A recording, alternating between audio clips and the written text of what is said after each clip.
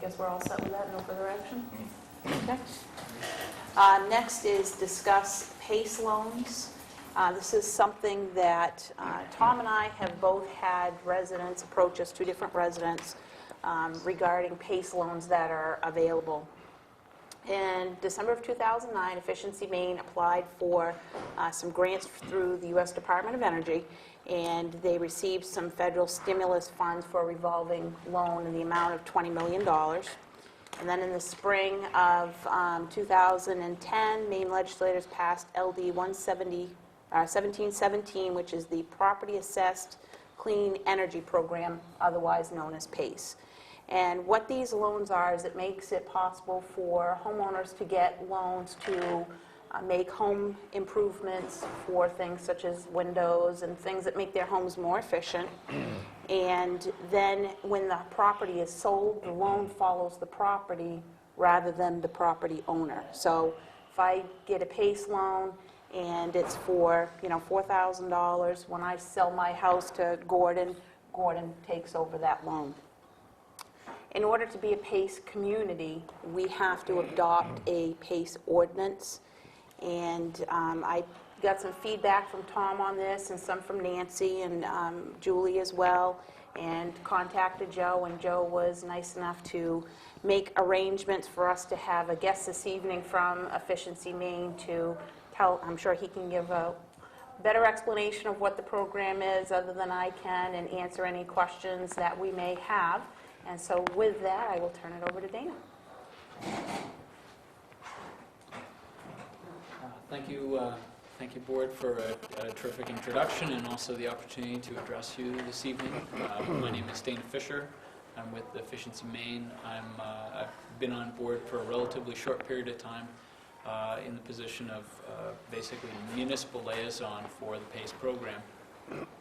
My background, I was actually in municipal finance for a few years. I worked in Falmouth and Standish, and also for a short time in Gorham as a finance director. So I'm familiar with the activities in Town Hall and the amount of work and efforts that go on here, whether it's in tax collection or in just handling normal processing from day to day.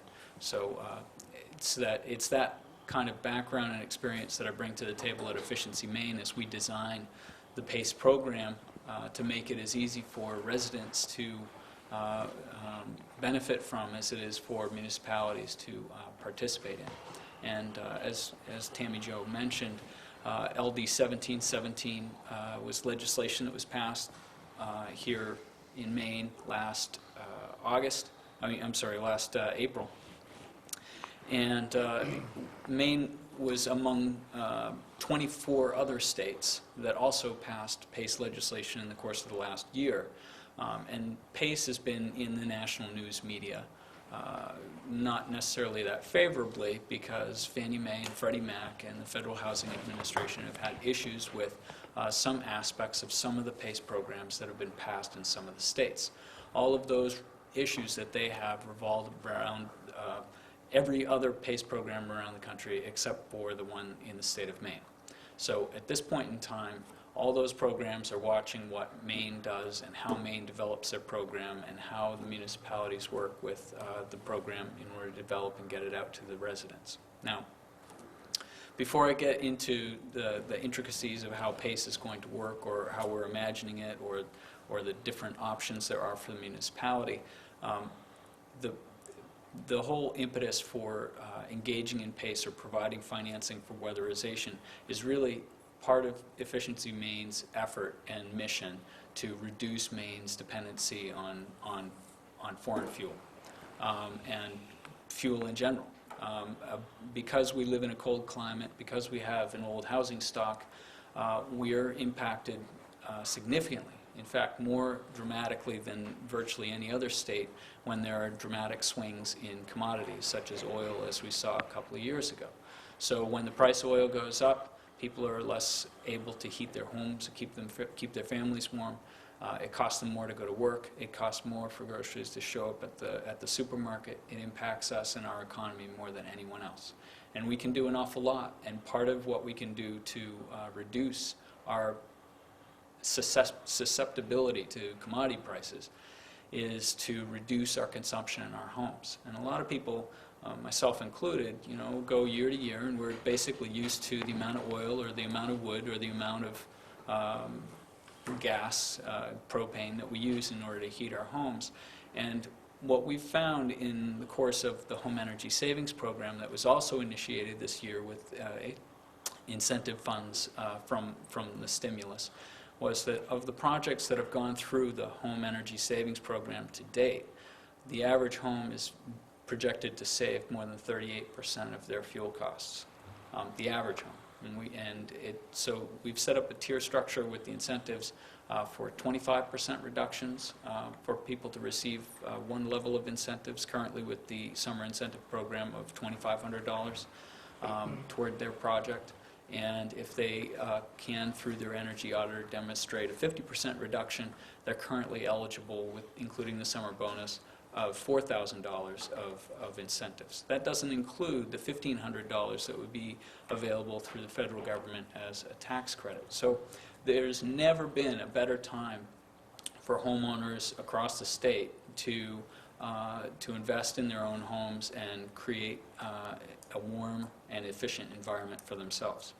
So in this example, where a homeowner wishes to take steps to reduce their fuel consumption, they would go to the Efficiency Maine website and go to the home section, where we have a selector for participating energy advisors. We have a whole roster of more than 80 participating advisors that are all BPI certified, Building Professional Institute certified auditors, who will go into folks' homes all across the state and conduct a blower door test, review the results with a thermal camera, conduct combustion safety testing with equipment that would probably help the fire station, and basically determine what sort of measures can be done, what cost-effective measures can be done in order to reduce the consumption in the home and save the people money. Now, the average home, as I mentioned, is projected to, that's gone through the program, is projected to have 38% less in their consumption, but the average project to obtain that is around $8,000. Now, they would be, at this point in time, able to receive $3,000 worth of incentives, but that still leaves another $5,000 that they would need to come up with in order to complete the project. And given the state of the economy and the difficult times that we're going through, that can be a tremendous block to people to make the kind of changes that we as a state really are trying to advocate for. And that's where PACE comes into play. Efficiency Maine applied for a $30 million grant from the federal government, received it, and $20 million of that is allocated for setting up a revolving loan fund as structured under PACE in LD 1717. So our intention is to employ PACE in a way that dovetails with the existing home energy savings program and the incentives that we have to enable homeowners of all income levels all across the state in order to weatherize. So the PACE program and the legislation that passed this past April provides a few different options for different municipalities, and ultimately it boils down to two different flavors of PACE. And I'll also get into how our version of PACE is different from the PACE in other parts of the country. But essentially the two flavors are one where the town administers the entire program and either utilizes funds that they raise through bonds or other sources, or from capital that is provided to them through Efficiency Maine, but they would administer the program and deal with the billing and deal with any delinquencies or anything else. And seems like it may be kind of a difficult road, but is certainly an option that's laid out for municipalities in LD 1717. The second flavor is really the one that virtually every community that I've spoken to is opting toward, and is the one that we've spent a fair amount of time designing a program for. And that's where the town passes an ordinance, enters into a contract with Efficiency Maine for us to administer the entire program. Our intention is to go out to bid, put out an RFP for a central service master, basically a capable mortgage company that will serve as our agent to conduct the loan origination and set up all the research required for underwriting standards that are dictated in LD 1717, and create all the documents. And when a homeowner gets their audit and determines that they need financing and want to participate with PACE, they'd be able to self-select by going through the list of underwriting standards and make sure that they know that, okay, I don't have a reverse mortgage, I don't owe any taxes, to the town, I don't have any liens on my property, okay, I'm all set. They call a central service master for Efficiency Maine, and after a quick check of their financials and okay, Mrs. Jones, everything's in order, you're pre-qualified pending the approval of the loan process for the total amount of your project. And the Joneses would then send their documents to the service master, and the service master would do all the research and make sure everything was in place for it, create the closing documents, and then be able to forward those documents directly to a local bank branch, a participating bank branch where the homeowner already has a checking account or is in the community where they currently live. With that one visit to the bank, they'll be able to sign all of the notes to create the secondary or junior PACE mortgage on their property. And after a 3-day period of rescindence, the central service master would forward the funds to them, either in electronic or a check form, to their bank account, 30% of the total project costs, so that they would be able to put a down payment on the home improvements that they were hoping to conduct. Once the contractors come in and do all the insulating or replacing the boiler or the windows or whatever measures are cost effective and prescribed by the energy advisor, and the energy advisor comes in and ensures that they've been done to standard and to the level that was agreed upon, a form goes up to Efficiency Maine saying that the project is complete. The incentive is then sent to the central servicer to take off of the total capital required for the project, and the remaining amount is sent to the homeowner to pay the contractors for the work that they've completed. The following month, the central service master would then send a bill to the homeowner, and there on out for the extended term of the loan, which may be as much as 15 years at a low interest rate. Right now we're currently projecting 5%. The idea is that the loan amount on a monthly basis, the payment would be less than the energy savings that they would that they would have incurred if they had just not done anything. So if somebody was going to be spending $2,400 on the energy savings that they would have foregone by not doing the improvements, the structure of the PACE loans would be less than $200. So your residents will actually have more money in their pocket, more disposable income as a result of going through the home energy savings program and the PACE program right away. And so we're trying to, that's the whole program in a nutshell, but essentially we're trying to make it so that it's very easy for homeowners to participate. And by choosing the second flavor of PACE and passing the ordinance and going through the contract with this Efficiency Maine, which basically just outlines our obligations to administer the program, we're hoping to provide a mechanism for people all across the state. So, and I guess briefly, just to, and I want to make sure there's time for questions, but one of the aspects of PACE is the idea that if somebody makes a long-term improvement in their home, that project benefit and the cost from that project goes over from one owner to the next, this sort of sense of transferability.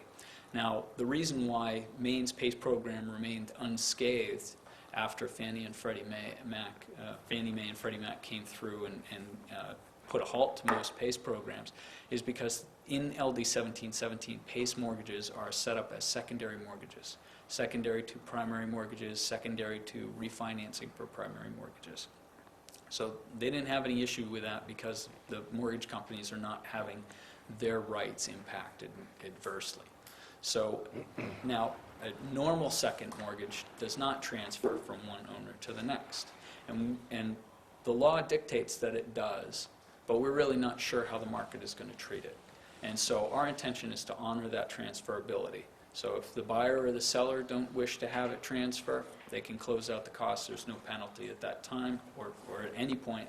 If for whatever reason the buyer would like to have it transfer, but the mortgage companies won't allow it to transfer past closing, we're going to try and provide an opportunity for the secondary homeowner after closing to basically reinstate the existing PACE terms for the remaining period of time that's on it. So if we go into closing with a $5,000 PACE loan still on the books, that gets paid off at closing, the second owner will have a period of time in order to reinstate that $5,000 loan at the original payment and length of term in order to follow out the contract. So regardless of what the financial institutions intend or how they feel about it, our intention is to honor the law and follow the law and its transferability.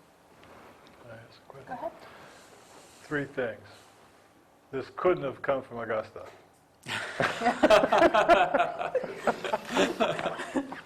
Well, I told you already, I was in municipal, so I've been on the other side of the fence.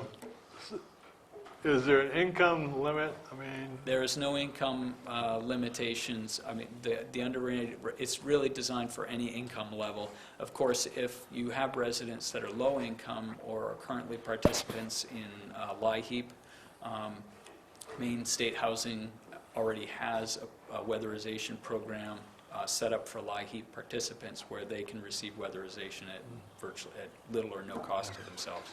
okay, are municipalities eligible? Municipality, they're not eligible for the PACE program, but they are eligible for all of the business programs that are currently available through Efficiency Maine. I mean, we've got industrial programs and business programs and the residential programs. At this point, PACE is really being geared as a residential vehicle for people, but we do have a business loan program already in existence on the books for up to $35,000 at a 1% loan. Yep. Gordon? Why does the municipality then have to enter into or create an ordinance for this if, I don't see the benefit for the municipality. I can see that there's a benefit for a homeowner up to a certain point. I'm not sure that if I wanted to purchase a house that I'd want to have that mortgage plus a PACE loan on top of it. I think I'd like to have it clean, but I guess that's another story. But why would the municipality have to have an ordinance? That's actually the number one question from municipal officials. And the answer, the true answer is because it's in the law. And when the law was crafted at the State House, one of the provisions was that the community had to pass a PACE ordinance. So in order for us to provide this mechanism to folks in your community, it requires that the municipality passes an ordinance. Now, we've already created model ordinances, so it was generated actually by a municipal lawyer that was recommended through MMA, and it's been vetted by a number of different stakeholders. It's really being adopted as it is being presented from Efficiency Maine in a number of different communities across the state as we roll out the program. But you're absolutely right. I mean, we've basically tried to design it so there's as little impact on municipalities and their administration as possible. Efficiency Maine went out and got the grant for the state and for the municipalities to participate in. But it really requires the municipalities to pass that threshold with the law. The other piece of it really is that outside of those two pieces with the council and the town passing the ordinance and signing contract is to establish community outreach and education. And we're going to provide, part of the law requires us to generate the educational materials for municipalities, but we would be able to provide media materials for cable TV or for slideshows or informational things. A lot of communities are establishing energy committees and basically calling out to their residents to stand up and be active in helping their neighbors be warmer and use less oil. So we're going to have to sign an ordinance and then enter into a contractual agreement with PACE? And What are the benefits to the municipality and what are the liabilities well, that... by signing this? There are no financial liabilities of any kind. There are no legal liabilities. There are no quality control liabilities to the town whatsoever. All of those are borne by Efficiency Maine and its process. The other question you had was regarding... What are the benefits? The benefit To to the the community. municipality. The benefit to the municipality is really the benefit to their residents and their capacity to have more money in their pocket and be able to have that locally. Oh, and you also asked a question about the transferability piece of it, where you that's completely the option of the people that are involved in the real estate transaction. If you're buying the home and you say, look, I want that taken off of the thing, then the homeowners would basically negotiate for that loan to be paid off at closing. So that would be completely, as virtually everything is the option of the homeowner and the buyer and seller at that point in time. What liability does the town have or the homeowner have if the mortgage by the primary lender is foreclosed on while there's a PACE loan out on that home? If there's a PACE loan out on it, we would go through normal measures for collection through Efficiency Maine, but it would be, if there were a loss that were incurred and we were unable to collect upon that, that would be a ding against Efficiency Maine and our grant program. It would in no way impact the municipality So whatsoever. the municipality is not responsible for that? That's correct.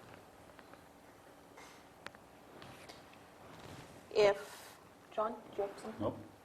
Do you have something else? I was just going to say, it sounds win-win to me, but I don't know, we With- found that Augusta connection, though, when they Well, put this, yeah. I still don't see the Well, value well, of you a know, statute if it doesn't really, all it says is, Aren't either. all it says is, your citizens can get That's this right.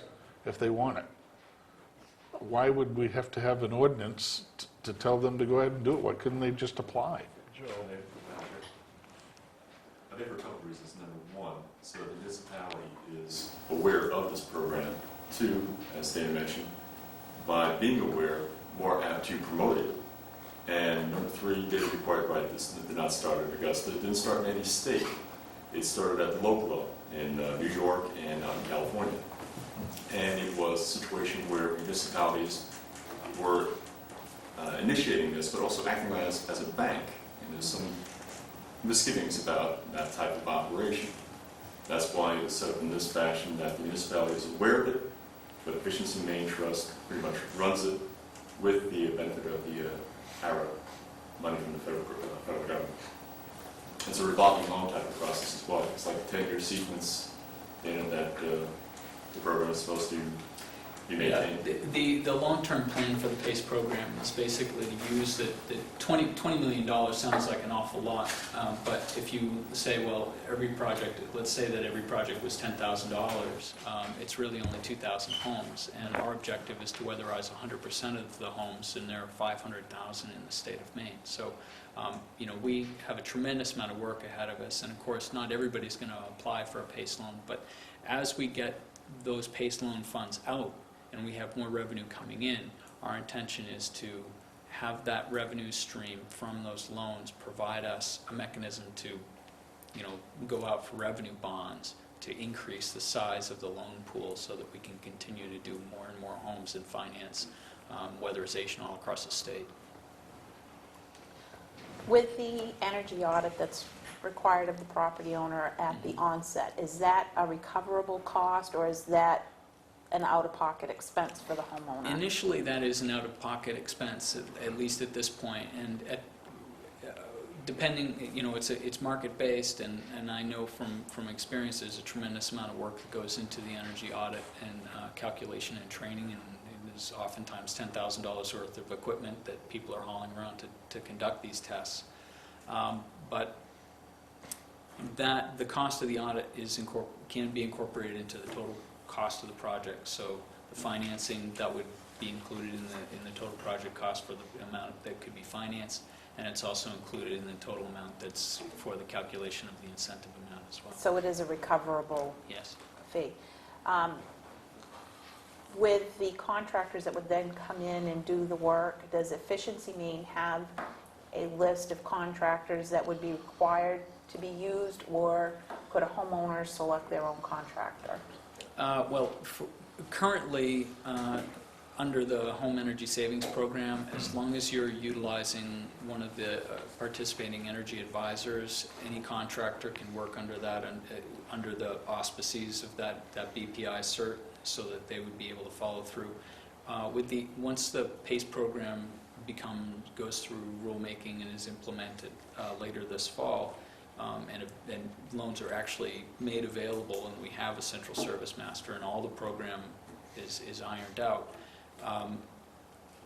we'll have a registry of contractors, and we're not going to have any certification classes or anything else, but we're simply going to have a registered list of acceptable people to call, so that we know their address, we know that they're insured, and if there's any bad actors, we can take them off the registry list. It's not going to be like the lead paint certification fiasco. Well, honestly, anybody that is going to participate in the program is going to probably be lead certified at this point. Yeah, but I mean, the process to get lead certified. Yeah, we'll try not to duplicate that if we can help it. Now, there are 2 sample ordinances available online at Efficiency Maine's site. That's correct. I think there was a caveat in there that said number 2, which most municipalities are going to, may still be in draft form, or is that the completed ordinance that Efficiency Maine is recommending? The ordinances that are currently on the website are basically our final drafts at this point, but the draft part of it is, of course, it's within the discretion of any municipality to alter the wording of any ordinance or any contract that they would put forward, and we wouldn't expect municipalities to accept things carte blanche. So if there were things that the select board or the administration of any town would see fit to change the wording on, as long as it was compliant with our objectives and and with state law and the federal guidelines from Fannie and Freddie, then we would have no issue with that whatsoever. Okay. And is there a timeline involved with, if we want to get involved in this project, is there a time that we have to get an ordinance taken care of and get involved? Well, we really just started this push a few weeks ago, and we're going to see a whole slew of municipalities pass ordinances in September. We'll see a bunch more pass them in October, and then our Super Tuesday will really be on November 2nd, simply because, of the 490 some odd municipalities, there's approximately that number of forms of local government. So everybody has a different way of approaching ordinances. Sometimes it's simply a matter of the council or the board talking about it for a few months in a row. Other times it has to be put on the November ordinance, and there is a time period that has to transpire. So we've been trying to get the word out quickly, particularly to those folks that have to have a period of time prior to the November vote meeting. And that's been kind of the push. Now, in terms of our internal timing, we have rulemaking on, as required by the law, in next week. On Thursday, we have one rulemaking in Augusta, Thursday morning at 9:30 at the Cross Building, and next week, August 31st, we have a rulemaking on the particulars of exactly how the program is going to be run. Much of it as I have described. So much as I've described the program, all of those things are up for public comment and for review and alteration in the next couple of weeks. We're not really anticipating any major changes, but it's certainly possible that people would have valid points as to parts of the program that need to be one way or another. So once those things are in place, we need to establish a central service master in order to conduct the loans. But we're really hopeful that sometime, possibly as early as November, we would be available to go online. So any municipalities that have an ordinance passed at that point, that have had a chance to review the contract document and sign that, that they would be ready to go. So we wanted to kind of queue people up even while we're in process so that we're all ready together.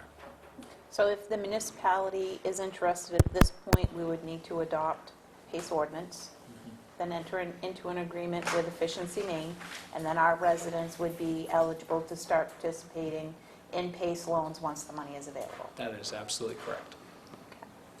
And if we put that off for a while, once the money is gone, the money's gone. No, well, actually, the incentive programs, the incentive programs will, we only have a limited amount of federal funds for the incentives. So when we don't have the federal funds from the incentives, unless we have another form or a source of revenue for those incentives, those will expire. But the PACE program, our intention is to have the PACE program go as long as it's useful. And it's, that being said, our objective is to weatherize 100% of the homes in Maine. So if PACE can work towards that goal, then it'll be around. And the federal was 3,000, right? Is that what you said? The federal's $1,500. $1,500. Of course, here again, that tax credit expires December 31st unless it gets extended or they pass the energy bill and have some other configuration of incentives. So. In our packet, we had some comments from Tom. Tom, did you want to throw anything else in there? The questions that I had passed on to Nancy and to the selectmen, Dana, you've done a superb job of articulating the answers to those. You've really done a great job. And the selectmen have asked some great questions. I think that you've covered pretty much all your bases. I think one of the things that might be helpful in September or October, if you could provide to the chair and to Joe a manifest to the communities that have signed up or are thinking of signing up, and then if need be, we can collaborate with those communities. Oh, yes, actually that brings up an excellent piece that I left out, and that is that in addition to providing educational materials for resource, we're also coordinating with all of the COGs around the state and the regional planning groups in order to set up periodic, monthly, every couple of months meetings for energy committees to come together to talk about what their activities are and what success stories they have in doing outreach and canvassing in their communities. So. And I see that you already have a listserv available if somebody wants to get That's on right, the line. and I have I have been in direct contact with over 24 communities at this point. I was in Brunswick last night. I'll be in Bodenham with a number of communities tomorrow night. I've already been in China and Augusta and Portland and South Portland and Freeport and Yarmouth and a whole slew of others. So you're not alone in this, for sure. Gordon? Part of the educational process that you're talking about, is there anything in the works to have like little community seminars that people can go to hear what PACE is all about, to see whether or not that's something they'd be interested in? Or is that left up to the municipality to just say, we know about it, we endorse it, here's the phone number, give them a call? No, I think that we're kind of newbies at some of this, but as we get the program established and up and running, and we provide materials, and we find out, because we have pilot projects going on around the state to do this sort of canvassing and investigate what sort of activities in the community works to get people to weatherize. We'll collaborate between all the communities. We'll find out what the effective strategies are, and then we'll share those with communities and provide, attempt to provide you with the resources that you need in order to make you, successful in helping your citizens. Seems to me the first step that people are going to need to jump into, and it's the energy audit. So the accessibility to local people who do energy audits, and what the basic cost would be to get an energy audit would be information I would think that would get people started.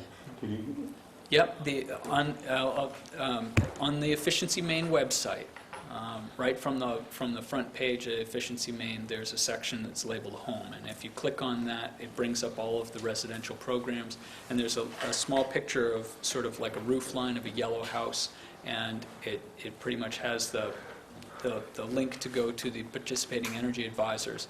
When that screen comes up, you can enter the zip code into that database and specify a radius 25 miles, for instance. And that'll bring up a list of all of the contractors that are available within that 25-mile radius, and you can scroll through the list.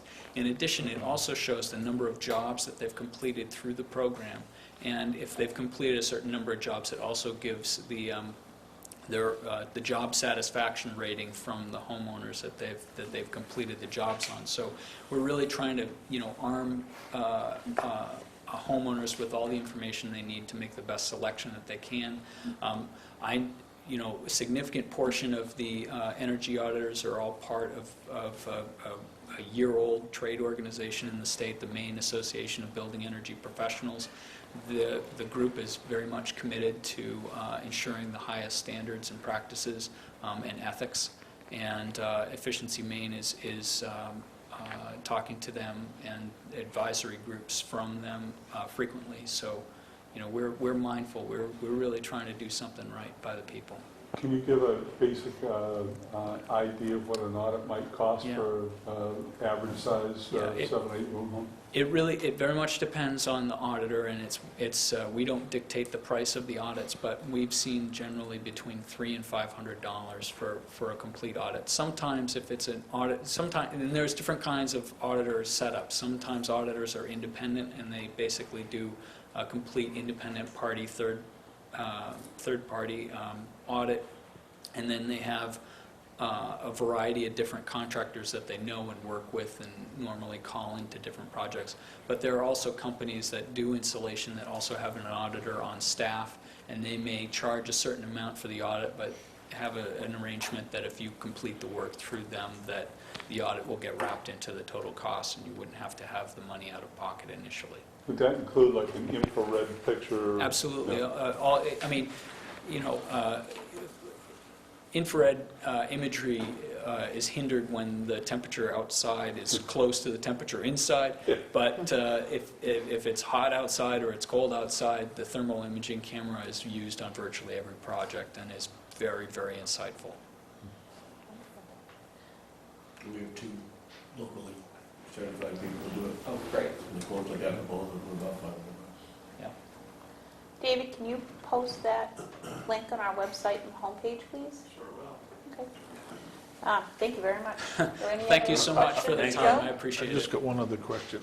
Are they going to have any type of identification? Because I don't like to always point to the negative, but I can see a vast array of individuals who are going to try to go around and target the elderly or the misinformed and get this, quote, energy audit, which is nothing more than walking through the house and taking a look around and, billing them.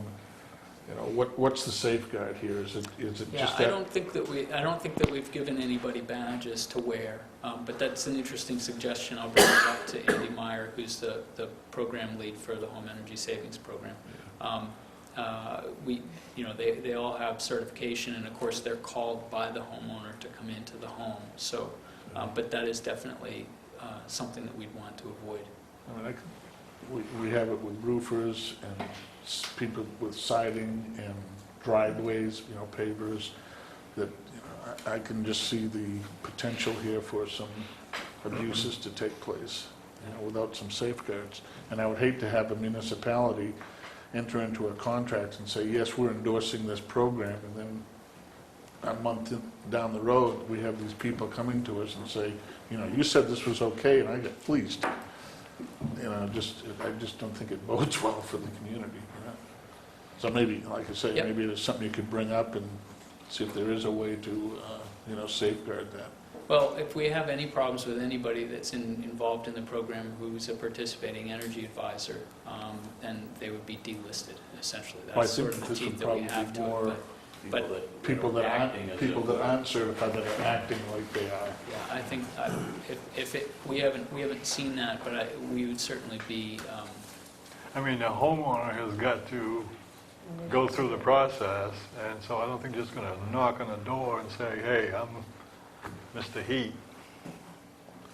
Well, I can see them getting a sign made up and driving around that says energy audit and pulling But they into. could be doing that now because there's the Oh, yeah. monies that's available for the other programs, so Yeah. I think.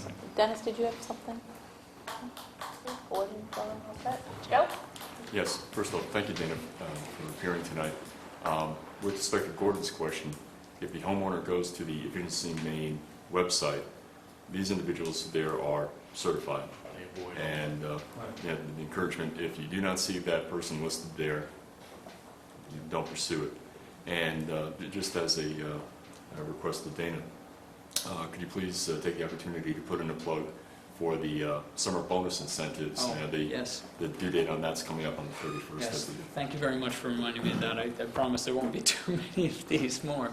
But the summer bonus program was very successful, and we had a tremendous spike in the number of people that wanted to participate. So many so that we were getting calls from the auditors that they didn't have time to schedule in everybody before the end of August.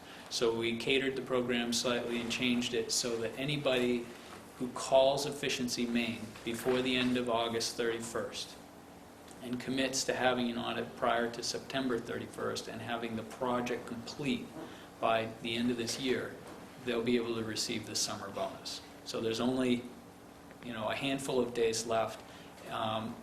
At the end, if somebody misses that deadline, they just miss out on the $1,000 bonus. They still go back to the original tiers of $1,500 and $3,000 for 25% savings and 50% savings. But the $1,000 is pretty popular, and you can understand why. So all it requires is for folks to call the number on the Efficiency Maine website and put their name on a list to commit to getting an audit by the end of August. That's by the end of September. assuming that the municipality has already entered into the agreement? That's No. not, that's a No. different That's- program. This is a whole entirely That's the different one. that's the incentive program completely outside of Okay. PACE. Thank you. Roger, did you have a question? I think to support what Gordon was saying about, for the protection of the citizens, the day that your house would be inspected, the inspector would have to come in, check in with Sean, let him know that he's in town, and if I would come to your door and you say, well, who are you? To double check, call Sean and say, has anyone checked in with you? Are these people okay? It'd be kind of a, Well, this isn't like registration a door-to-door, it's not like Efficiency Maine is going to be sending somebody going door-to-door. It's something that the homeowner is going to have to initiate. This is, to me, Gordon and Roger, you guys should be in Augusta, because you guys create all kinds of hoops.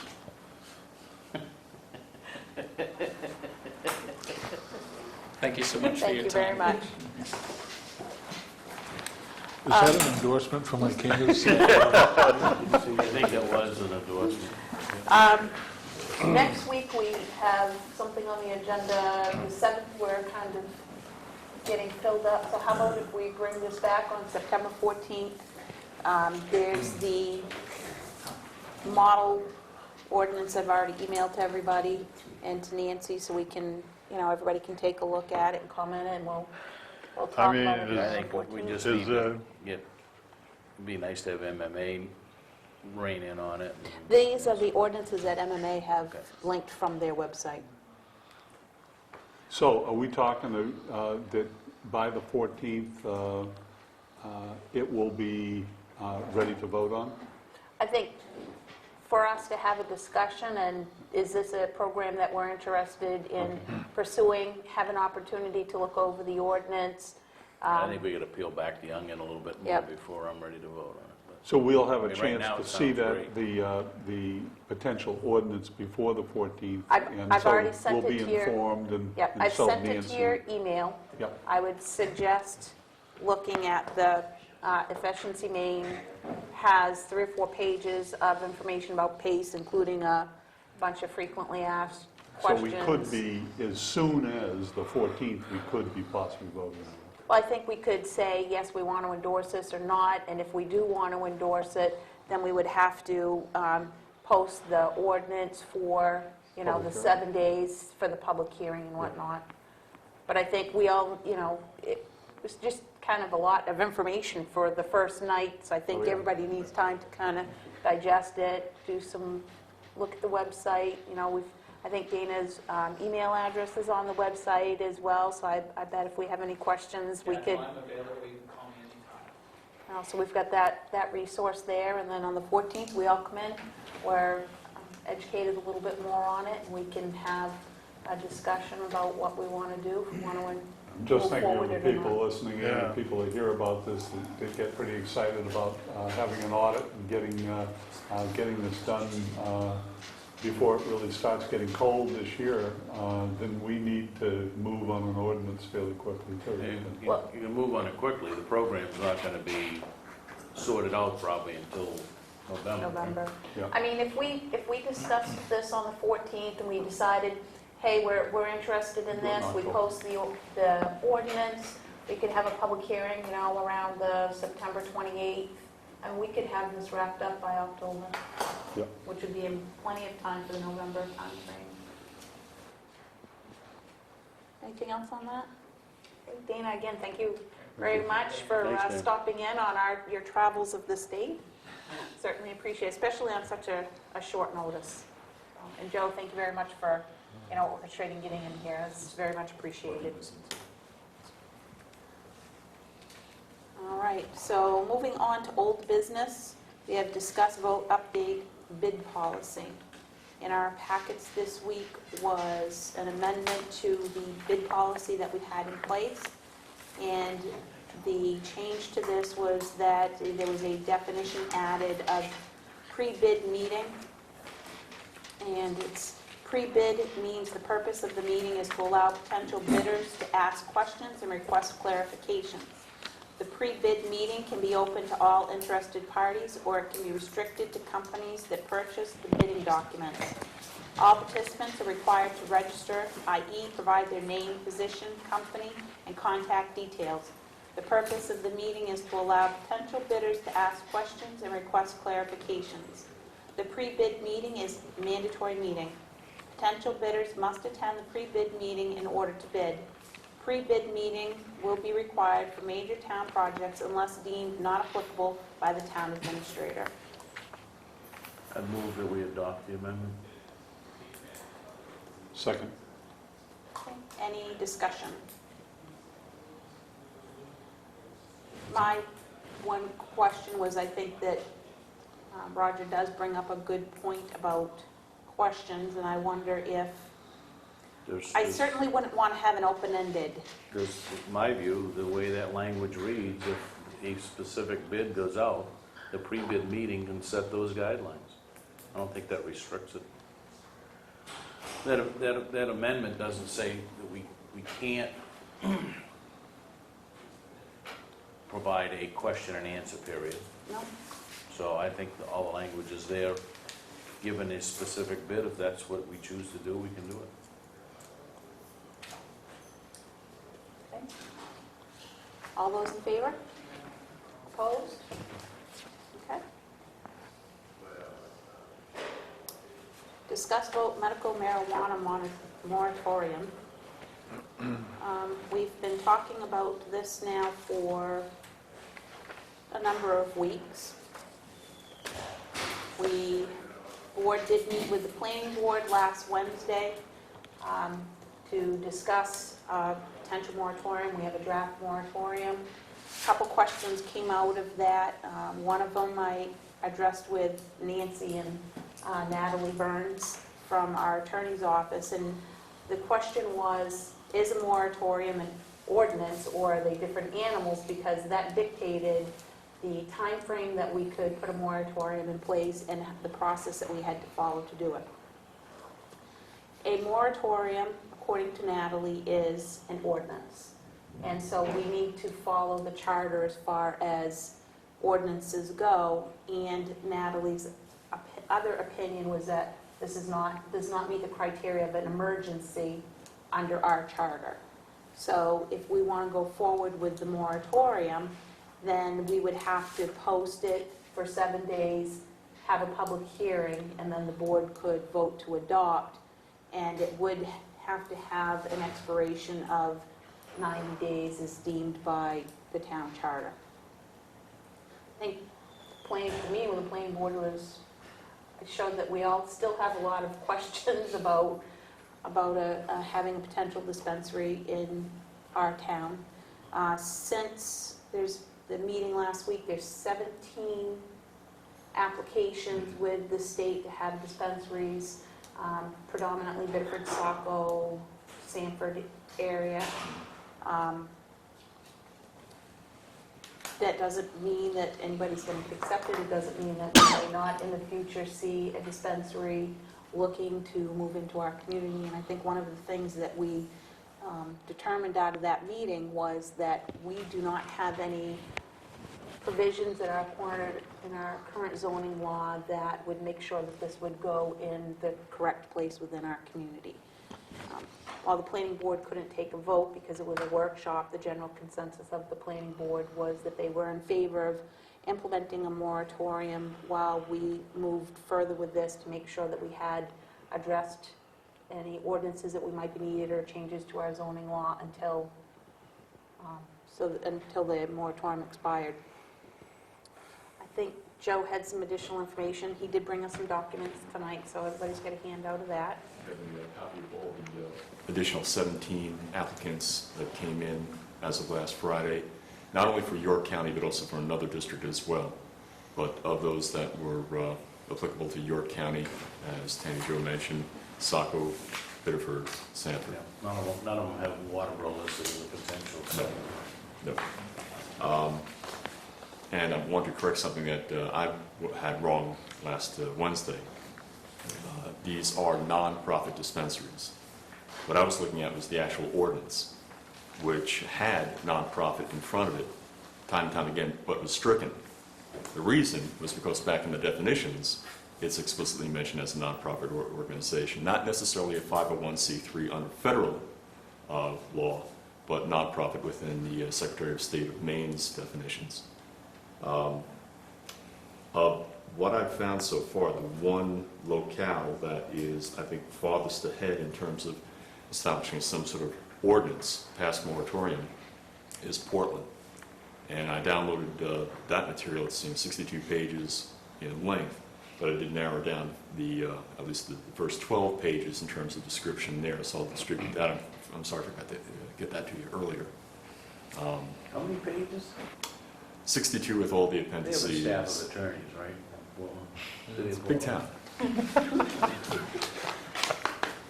But it had the legislation in there and the regulations. All of whom formerly worked in Augusta, is that correct? All sorts of things. But I've got that. But I guess the move is, I move that I would move that we would move forward with creating a moratorium. I will, if that's in the form of a motion, I'll second it. Okay. We do have a draft. There's 2 changes that need to be made to it, and it would just change the expiration from 180 days to the 90 days, and then once those changes have been made, then we could post that and set a public hearing. Okay, so Gordon, your second. All those in favor?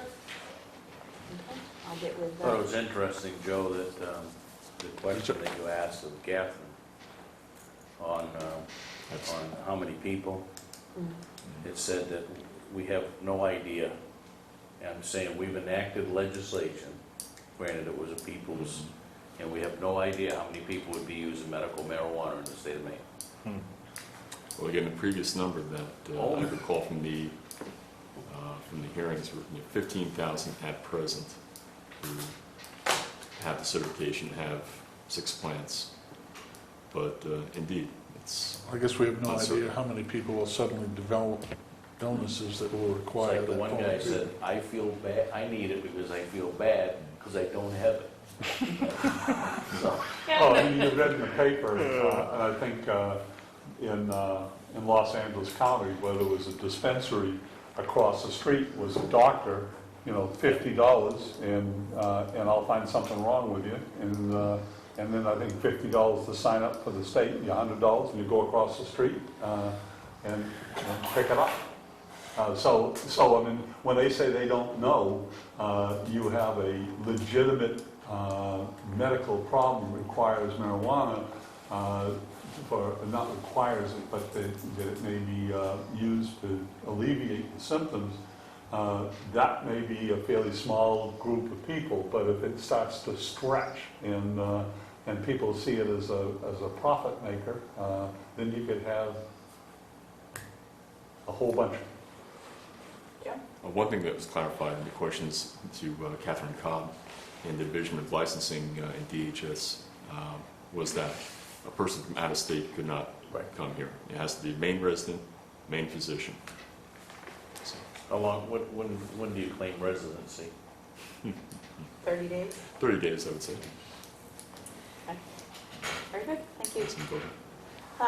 Moving on, next on the agenda is the PSA update. A couple weeks ago, we signed out different selectmen working with various committees to create the public service announcements, to get some new folks to volunteer for some of our committees, and we said we'd bring it back in 2 weeks to find out who was where with their PSAs.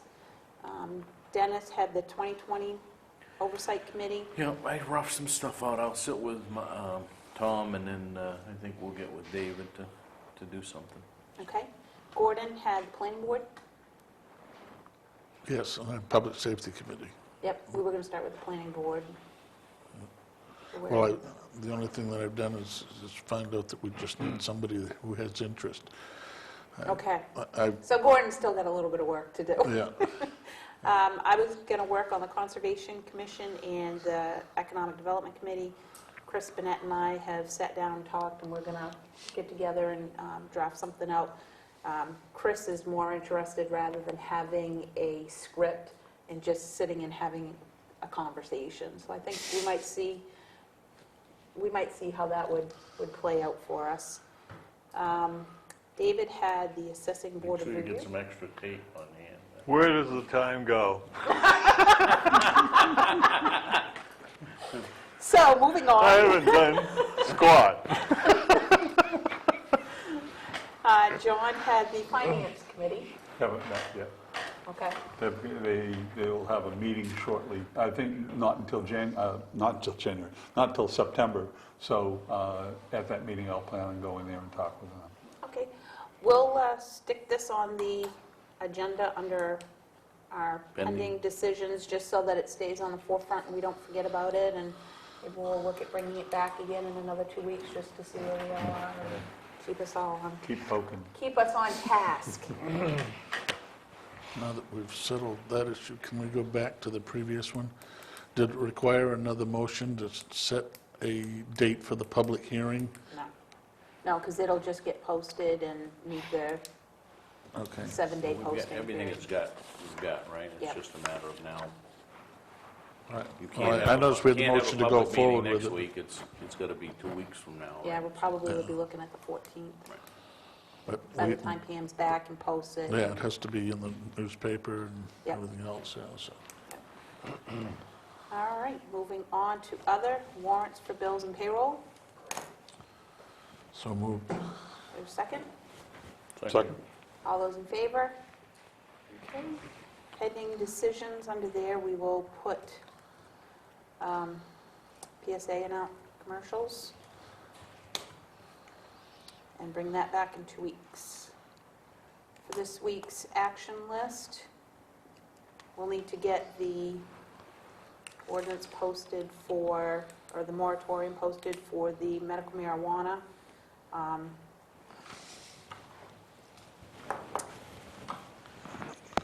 That was about it. Discussion on... Yeah, I guess the only other thing was Clint's, that needs to take the action with D&E, right, relative to their arrangement.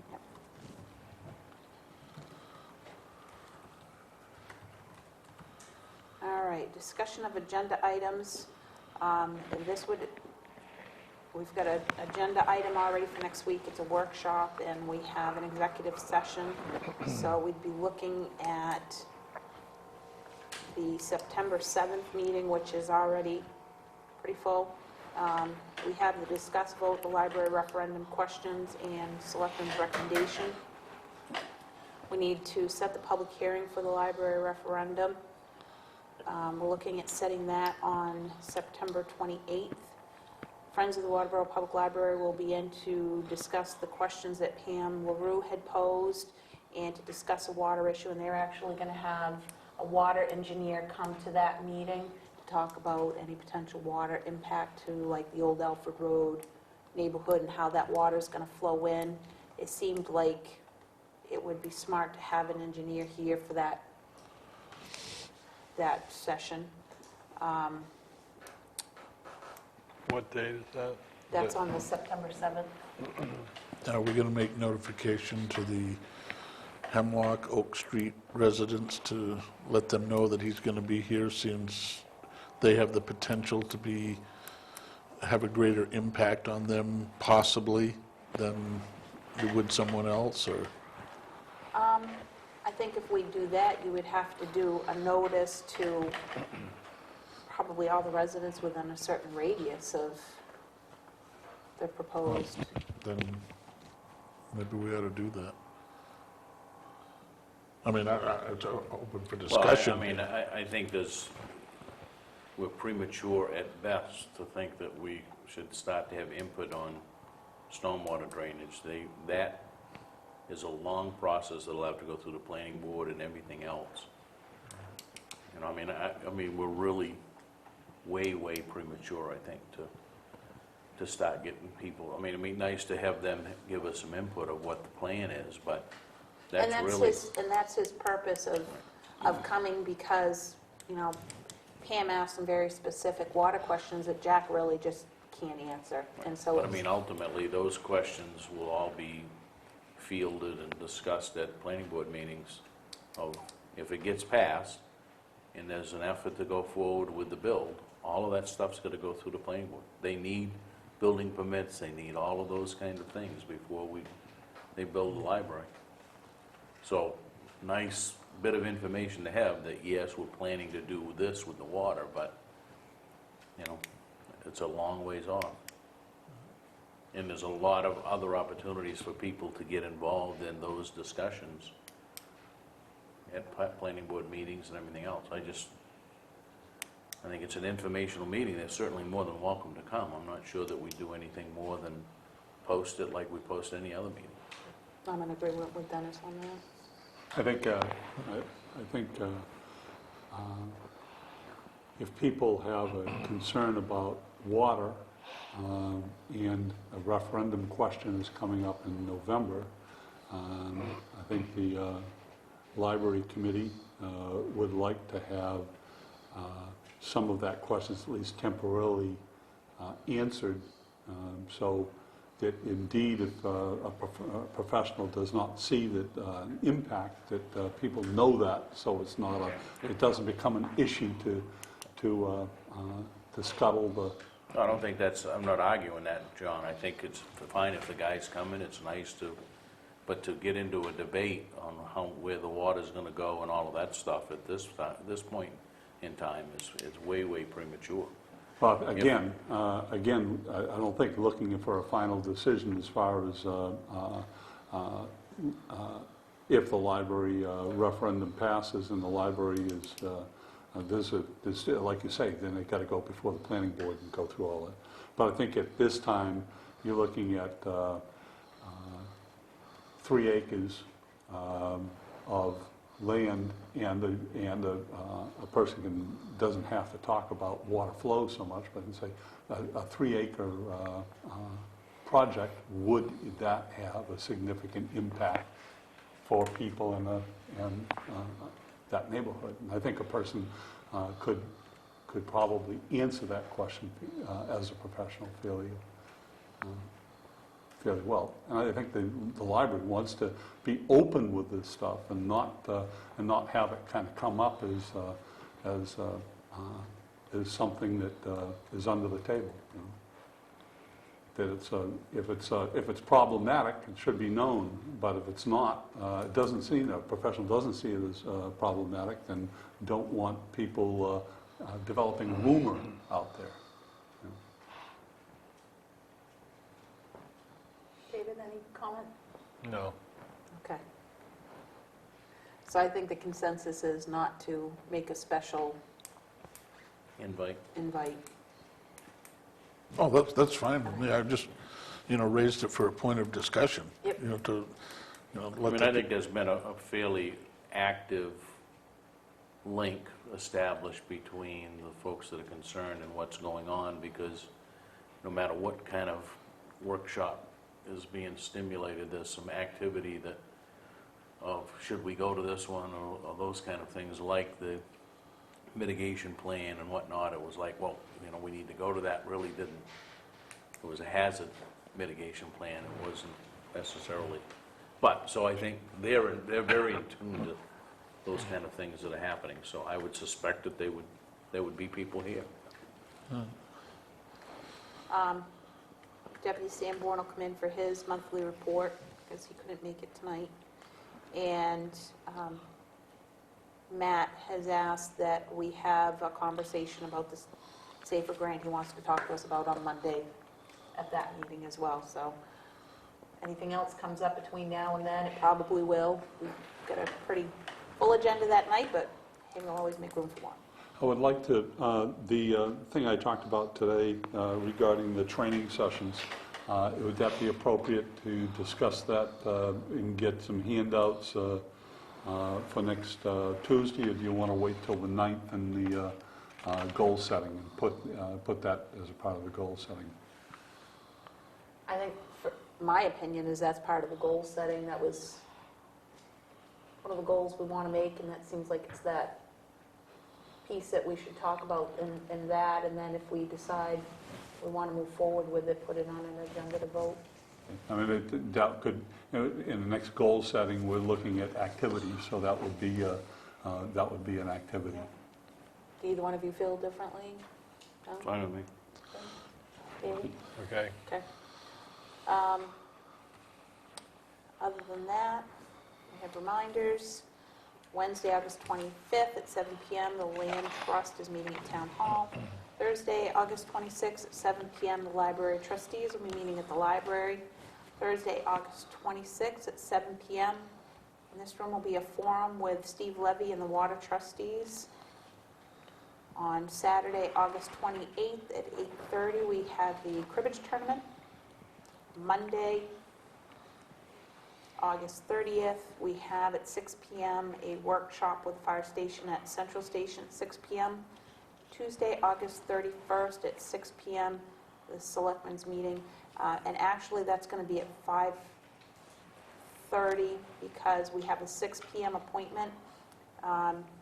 We need to sign bills for payroll, do the warrant, and I think Nancy had something she wanted on the agenda, so we'll do 5:30 so we can get some of that other stuff out of the way first.